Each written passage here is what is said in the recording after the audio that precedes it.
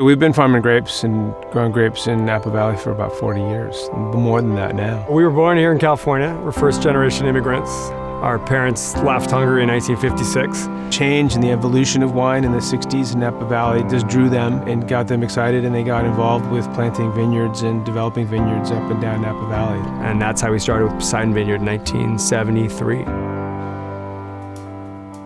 I met Michael over a beer in 1993. I was introduced to Peter by a friend. This friend knew that I was interested in going into winemaking. We clearly wanted to make good wine. Peter and I knew that without somebody like Michael, a world-class winemaker, whatever wine we made wouldn't be quite at the same quality. That turned out to be the right combination for the three of us to get together and work with the family's grapes, the barrels from Hungary, and bring something together in a sustainable way. We've got the vineyards, we've got the cooperage, and of course our father said, whatever you do, don't make wine, just don't make wine, just keep growing grapes. So of course the first thing we did was make wine.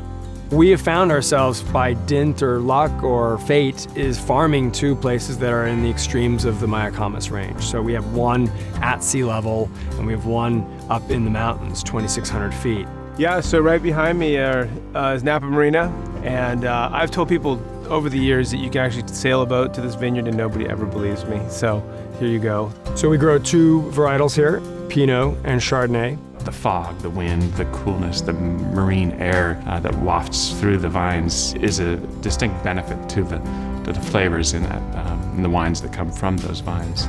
We're actually right next to the Napa Valley Airport here. We're right at the base of the bay. You look north up the Mayacamas Ridge, which splits Sonoma from Napa.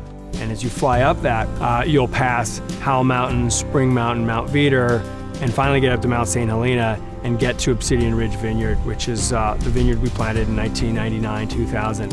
I've always loved mountain fruit and was intrigued by Cabernets, particularly on the hillsides. The Mayacamas is the axis of great Cabernet.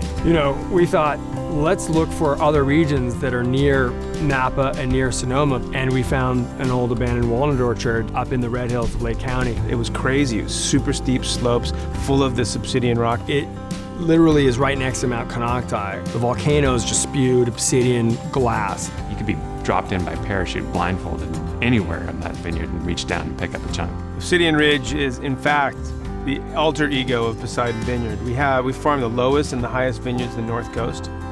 The wine is tied to the ground, and it's tied to the ground in the vineyard, of course, and it's tied to these trees in Tokai. So we're one of the very few wineries that we know of that have their own vineyards and also are involved with their own cooperage. The cooperage came about later when my brother and I moved to Budapest and lived in Hungary in the early 90s. I was invited down to cellar in southern Hungary by a winemaker from Antinori, and he asked me to taste these 5 barrels. And there was one that I particularly liked, and it was from the Tokai region, the wood was. The Hungarian heritage that Peter and Arpad share with that forest, with that place, is a beautiful thing. They've been building barrels in the village that we are for over 600 years.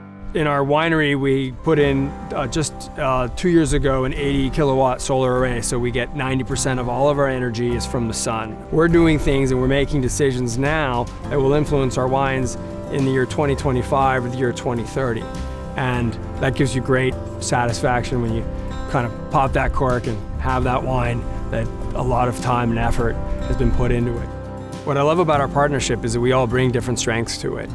We went from one little spot in one little vineyard, 4 barrels, to something that's wonderful and significant.